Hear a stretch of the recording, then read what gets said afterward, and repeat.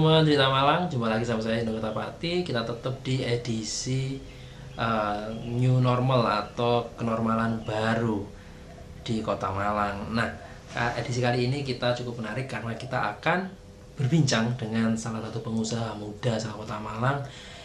Banyak sekali bidang usahanya, mulai dari garment, air minum, digital, dan masih banyak lagi. Dia adalah kita panggilnya Mas Edo ya. Dia pemilik dari Fauza Tamana. Sebentar lagi kita akan menghubungi Mas Edonya, oke? Yang mana-mana. Oke, sekarang kita akan hubungi Mas Edo dulu.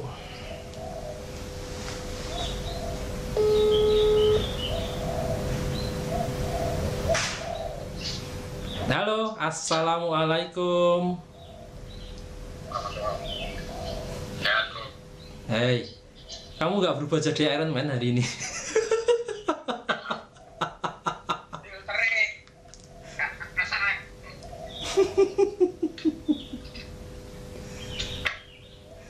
Nah, Mas, lagi sibuk apa ini, Mas? Sibuk main game aja sih. Asik. Kayaknya saya menjadi satu orang yang berhasil menelpon kamu ya. Jadi Yeay.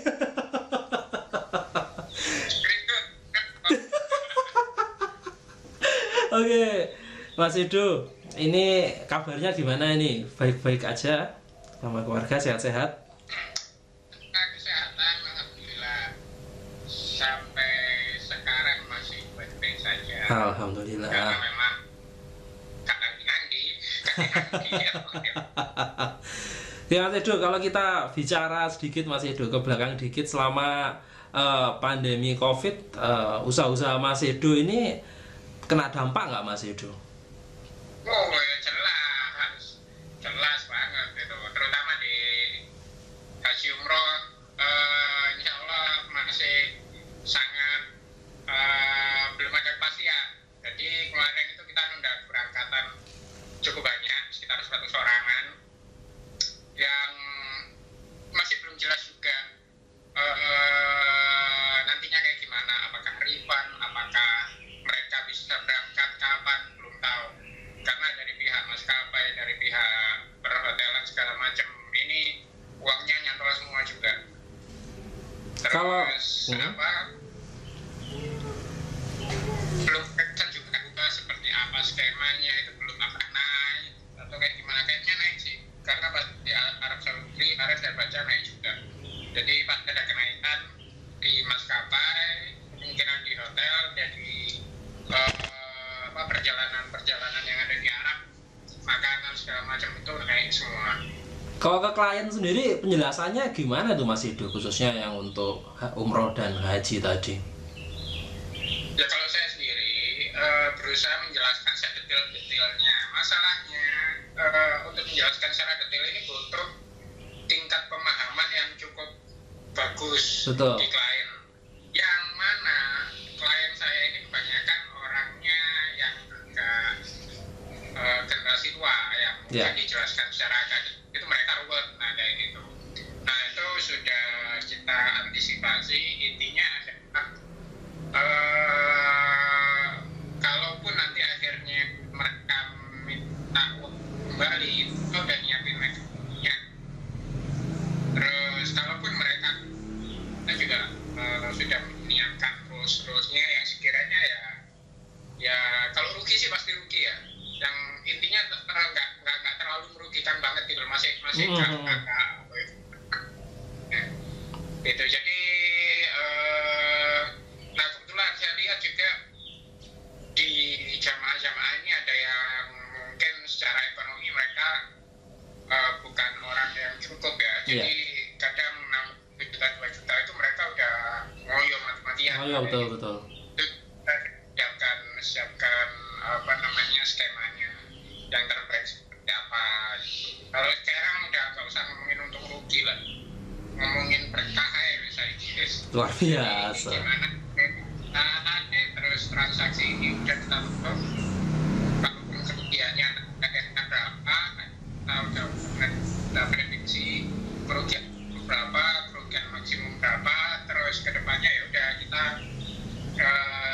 mengatur strategi lagi untuk bertumbuh lagi. Nah, ngomong-ngomong masalah ngatur strategi nih, kan pemerintah kita udah nerapin mau new normal nih atau kenormalan baru ini. Nah, salah satunya Kota Malang ini kan yang mendapat penunjukan lah istilahnya untuk test case lah kenormalan baru. Apakah ini juga mempengaruhi penyusunan strateginya Mas Edo tadi? Iya, pasti yang jelas. Kan saya juga yang lebih dulu mendapat informasi sama penjenengan juga kan. Jadi apa namanya 12 malam jenengan kirim link ke saya, itu langsung saya baca dan itu langsung saya rapatkan sama teman-teman tim. Nah ini jadi garis besarnya seperti ini, apapun yang nanti yang terjadi, sedikit ada kesempatan aja kita langsung ambil. Misal PSBB mulai dilonggarkan, kita boleh buka, ya udah kita buka. Nah kayak gitu. Cuman apakah langsung perlu diramaikan seperti biasanya? Apakah kita langsung launching produk baru sehingga perlu ramai atau kayak gimana? Itu nanti sesuai dengan hasil validasi. Jadi kalau saya biasanya kalau kayak gini tuh validasi dulu gitu loh. Daya beli masyarakat gimana sih setelah Lebaran? Apakah mereka masih ada duitnya? Apakah mereka kemarin nggak sempat beli terus akhirnya duitnya masih ada? Ya, safe ya. Jadi nanti pasti ada yang katanya the new normal lah. New normalnya ini seperti apa? Nah itu kan kita belum tahu. Kita belum tahu betul. Nah itu kita perlu mencari tahu gitu loh. Mencari tahu bagaimana dampaknya terhadap usaha kita. Nah untuk cara mencari tahu tadi biasanya saya melakukan beberapa serangkaian validasi. Nah validasi itu mulai dari validasi customer, validasi market, validasi produk, validasi apa namanya channel.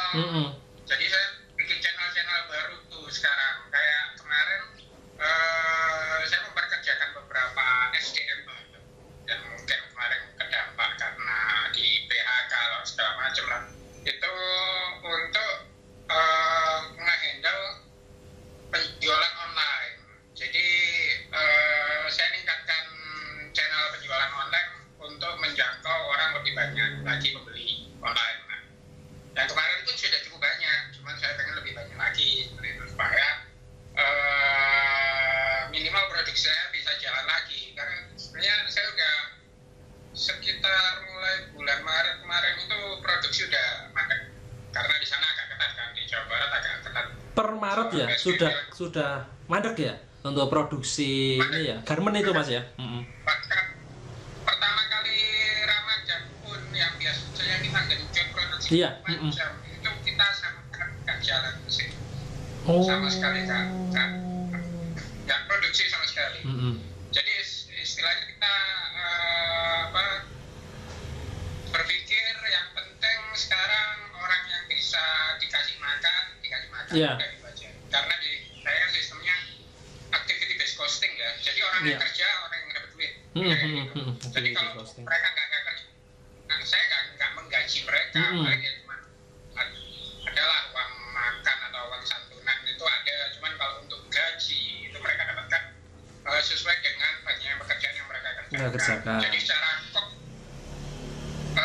ya turun juga tergantung apa namanya pas ke SDM, terus juga konvensional turun juga sesuai dengan apa yang mereka kerjakan.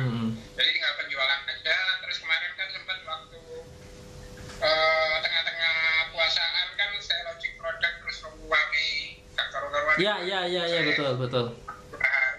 Hari itu. Nah itu pun juga apa namanya pemasukannya cukup untuk bertahan lah, sama untuk shifting ke online yang baru ini yang namanya jadi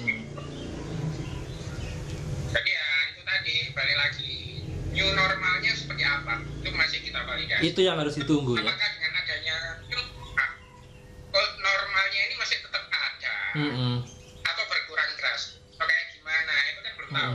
Kalau menurut saya tetap jelas ada lah old normal. Orang masih sangat pingin beli ke tempat saya merasakan experience secara offline tadi ya, manual itu. Iya, nyodokin warna, Ya. masih perlu lah, walaupun ada new normal. So walaupun di new normal orang nggak cocok beli barang saya bisa kembalikan gitu.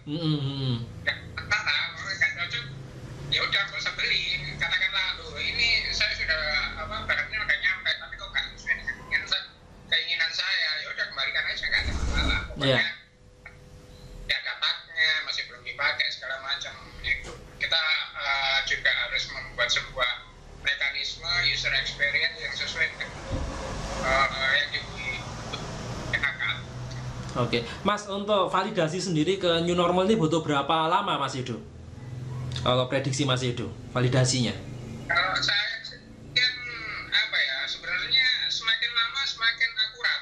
Oke. Tapi mungkin besok satu hari pertama aja kira-kira udah bisa menentukan sikap sih saya. Jadi melihat dari hasil dari data mining hari pertama, terus validasi kayak survei, polling, atau mungkin langsung kita launching produk online atau kayak gimana itu. Kemarin saya udah meeting sama teman-teman, ada beberapa mekanisme untuk validasi market, mungkin 10 lebih lah. Ini nanti datanya itu langsung saya olah malamnya, langsung saya putuskan besoknya, lusanya langsung kita eksekusi market. Jadi entah apakah diramaikan seperti biasanya yang membludak, apakah kita kerjasama dengan kurir-kurir lokal, ojek online lokal yang mungkin mereka juga butuh pendapatan kayak gitu kan. Nah, apakah seperti apa itu kita nanti ngeliat datanya. Termasuk butuh regulasi dari pemerintah yang lebih jelas nggak, Mas Yudo? Ini kan kalau sekarang kan belum ada detail ya untuk bagaimana tempat usaha. Untuk regulasi ini gini loh, Mas. Saya kok pengalaman ya. Saya benar-benar kadang pengalaman ya, apalagi di Malang kan. Iya. Udah ada regulasi yang mungkin saya jadikan panutan. Beberapa jam kemudian berubah itu. Jadi malah nggak fokus ke situ. Jadi itu malah saya abaikan. Oh, siap. Karena kan juga cara komunikasinya agak kurang bisa saya terima kan. Iya. Jadi udah nanti kalau katakanlah di brosur sama Satpol PP saya lihat edarannya yang berlaku sekarang seperti apa sih, karena saya juga cari. Katakanlah disuruh tutup ya udah tutup selesai, nggak ada masalah. Siap. Kita fleksibel. Cuman kalau yang pasti dalam prosedur keamanan sama kenyamanan sama kesehatan kita market. Jadi social distancing, tinggal nanti ada pembatasan orang yang masuk, terus juga mungkin ada wajib masker, kayak gitu. Kemarin ini gini Mas, waktu hari pertama rame-rame itu banyak orang yang nggak pakai masker. Banyak bahkan anak kecil nggak pakai masker. Serem juga Mas ya sebenarnya. Serem juga ya sebenarnya ya. Nah itu saya udah 2 bulan nggak keluar rumah, saya harus terpaksa ke toko-toko saya waktu itu. Langsung padahal nggak Pak, ini banyak Pak yang datang ternyata ramai banget dan banyak yang nggak pakai masker. Waduh, langsung saya dengar berita itu langsung berangkat saya. Terus akhirnya mikir bermasker untuk saya bagi-bagikan lah. Yang datang ke corona gitu, kayak masker kayak gitu. Ya, untuk bisa dipakai langsung lah. Ya, pokoknya pakai masker, yang penting pakai masker. Dan ya kan saya udah nyiapin cukup banyak waktu itu masker ya. Untuk saya di hari kedua sama hari berikutnya. Itu mereka tuh dikasih itu, saya udah bawa, belum mana dikasih. Ini kamu tuh nggak dikasih tapi.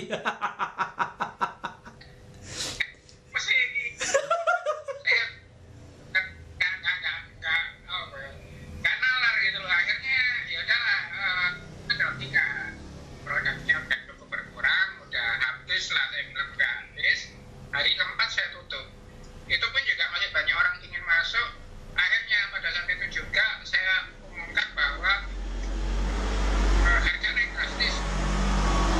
Sengaja lah ya, strategi itu ya. Ya, kalau mereka beli ya saya untung, kalau mereka nggak beli ya saya selamat gitu.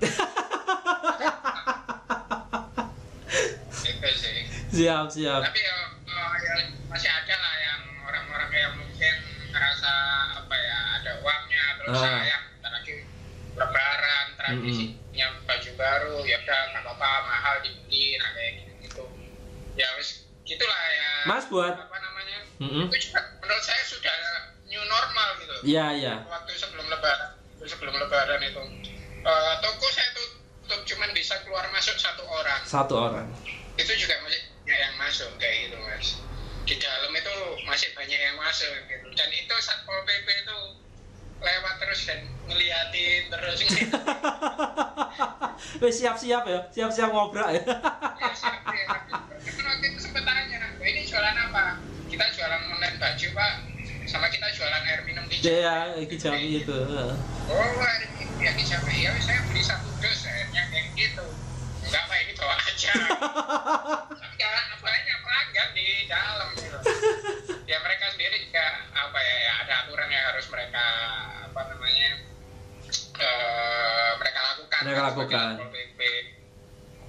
Ya kayak gitulah. Jadi ya semoga aja new normalnya ini yang pertama tidak menghilangkan old normal. Jadi teman-teman mungkin yang punya bisnis, yang punya usaha itu nggak harus benar-benar shifting 100% hal yang baru gitu. Yang lama ini masih tetap bisa dilakukan, semoga saja kayak gitu. Terus new normal ini juga sebaiknya kita pelajari, kita validasi apa sih yang terbaik, apa namanya yang bisa kita lakukan di new normal ini supaya minimal bisnis kita bisa kembali seimbang seperti dulu. Syukur-syukur bisa berkembang. Siap. Untuk Mas Edo sendiri ada penambahan produksi nggak Mas untuk menyambut new normal ini? Kan main katanya udah nggak produksi nih. Nah ini siap produksi lebih banyak nggak atau seperti apa untuk produksi sendiri? Kalau planning saya sendiri ini karena apa ya, di lokasi saya produksi ini kan nggak di Jawa Timur, ya, lokasinya di Jawa. Dan itu pun juga sistemnya dengan penjahit ini kan bukan apa ya, kayak mereka bukan anak buah saya gitu. Partner lah ya. Partner, mitra betul. Itu pun kita masih memperhatikan kondisi mereka gitu. Karena di mereka ada yang hidup kayak gitu. Jadi mendingan mereka sehat daripada mereka kerja tapi sakit ya. Nah, jadi harus mendingan sekarang ngeliat dulu nanti kayak gimana. Kalau memang bisa gaspol ya gaspol lagi. Kalau saya sendiri sih pasti butuh perputaran kan. Iyalah pasti benar kita. Putar barang. Kalau untuk ini untuk hijab ya. Kalau untuk umroh haji saya masih belum tahu. Umroh haji ini mungkin nanti akhir tahun atau sesi depan lah, setelah lebaran Idul Adha ini baru muncul aturan baru. Jadi untuk hotel, untuk pesawat, untuk umroh haji masih abu-abu ya Mas Edo ya. Ya, awes daripada nanti kita berspekulasi apa-apa di situ, dengan nunggu nanti kayak gimana. Karena kalau diomong no rugi untung ya insya Allah ya pasti rugi kalau kayak gini. Cuma ruginya seberapa kan kita masih belum bisa ngitung. Kalau nanti sudah ada hitungannya ya udah kita harus gimana menghadapi kerugian itu. Karena ya kadang-kadang ada kerugian yang nggak dari. Kalau untuk baju ya itu tadi saya produksinya itu kan ada produksi yang malah juga. Untuk baju-baju kelas menengah ke atas itu jalan terus sih sampai sekarang juga masih jalan terus. Dan itu masih 100% bahkan pandemi kemarin nggak pandemi performanya masih sama kan? Nggak menurun mah ya untuk yang dari awal tahun kemarin itu stabil. Over demand. Oh, jadi malah orang ini banyak yang PU. Iya. Terus ya, jadi kita produksi terus. Ini pun juga setelah lebaran kita lakukan gas produksi sama ini nyiapin akademi untuk jahit di Malang. Jadi kayak model prakerja gitu tapi nggak disupport pemerintah. Jadi mereka online juga Mas? Enggak? Ambil kelas. Gimana? Online juga nih akademinya? Enggak. Offline ya? Offline sama online. Oke. Lewat aplikasi Mas. Jadi lewat video saya itu bisa dicek di situ. Terus mereka akan datang ke akademi, diajari beberapa kali. Kalau sudah bisa, mereka bisa kerja di saya. Jadi tadi terkait. Nah ini kemarin sudah dapat mungkin 10-an lah mitra, masih anak-anak baru lulus SMK. Tata busana, terus mereka saya lihat bahkan belum masuk akademi saya udah cukup bagus gitu. Tinggal standarisasi aja di akademi. Setelah itu nanti masuk ke tim produksi. Tim produksi. Oke, mantep banget nih planning-planningnya Mas Edo. Mas Edo mungkin ada sedikit pesan Mas Edo untuk teman-teman pebisnis garment yang lain seperti apa ini yang harus mereka lakukan di masa new normal ini Mas Edo? Ya, kalau ngomongin garment ini sebenarnya banyak sekali bisnis modelnya dan nggak semuanya sama ya. Iya. Ada yang mereka produksi sendiri, ada yang mereka pulaan terus jual atau kayak gimana. Kalau menurut saya sekarang yang perlu dilakukan untuk semua bisnis ya, nggak cuma garment, mau F&B, mau travel, umroh, apapun bisnisnya itu lakukan validasi skala kecil dulu aja. Minimal untuk mitigasi resiko. Kita tahu resikonya nanti kalau melakukan sebuah strategi itu seperti apa. Nah, kayak gitu besar apa enggak, gimana kalau kalah. Kalau baju kan enaknya kita tutup bajunya masih ada. Tahun depan kita jual pun juga. Iya, enggak basi Mas ya. Kayak kecil. Nah, cuman yang mungkin bisa menjadi resiko yang cukup besar apabila kita melakukan pengiklanan yang berlebihan, bayar iklan-iklan yang terlalu besar yang nanti akhirnya berujung di penjualannya sedikit. Nah kayak gitu. Jadi sekarang daripada iklan berlebihan atau mungkin paid promote atau mungkin melakukan aktivitas yang bisa menyebabkan kerugian itu dihindari dulu. Kita validasi kondisinya pasar ini kayak gimana sih mereka, apakah masih tetap butuh baju atau butuh makanan atau butuh apa yang kita jual. Nah kalaupun butuh, seperti apa butuhnya, apakah mereka pengen datang langsung ke toko, apakah mereka pengen beli online, menggunakan channel-channel yang baru atau kayak gimana, itu perlu kita validasi semua. Validasinya banyak, mulai dari validasi produk. Jadi contohnya kayak gini, baju-baju yang mungkin baju yang agak pesta, baju lebaran kayak gitu, insya Allah ntar lagi lakunya kurang begitu banyak karena lebarannya udah selesai. Iya. Ya, mungkin laku ya mungkin kayak daster, kayak baju-baju yang nyaman digunakan di rumah atau yang nyaman digunakan hanya sekedar casual lah ya. Hari casual lah kayak gitu. Apakah baju yang cukup cantik untuk dipakai kerja, nah kayak gitu kan kita belum tahu. Iya. Nah itu kita validasi dulu karena saya sempat waktu itu prediksi pribadi baju untuk keluar kerja ini sebentar lagi agak menurun karena orang work from home ya. Work from home Mas. Saya salah itu. Jadi prediksi saya salah dan menunjukkan bahwa ternyata laku. Ternyata waktu saya balik lagi logikanya mereka butuh untuk dipakai di Zoom Mas. Iya, pakai meeting online tuh Mas ya. Kayak gitu. Oke. Ya udah berarti kalau berdasarkan asumsi ini bisa jadi asumsi kita ini salah total. Jadi harus hati-hati. Siap, hati-hati berasumsi. Kita data driven aja deh. Menentukan kita berdasarkan data kayak gitu. Kayak gitu sih kira-kira. Siap, baik Mas Edo. Terima kasih banyak waktunya Mas Edo ini. Semoga obrolan kita ini bisa menginspirasi, bisa bantu teman-teman yang lain untuk lebih semangat lagi menghadapi new era Mas ya. New world order. Oke Mas Edo, matur nuwun sangat Mas Edo. Salam buat keluarga. Assalamualaikum warahmatullahi wabarakatuh.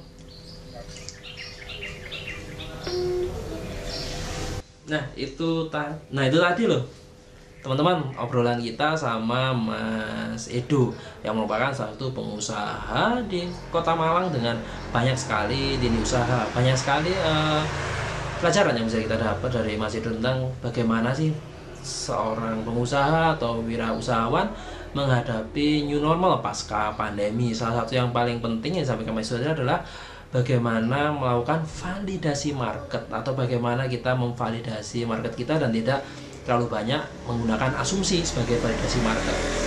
Apakah guna validasi market kita akan tahu apa keinginan pasar dan kita akan bisa buat produk yang cocok dengan pasar. Demikian untuk New Normal Kota Malang hari ini.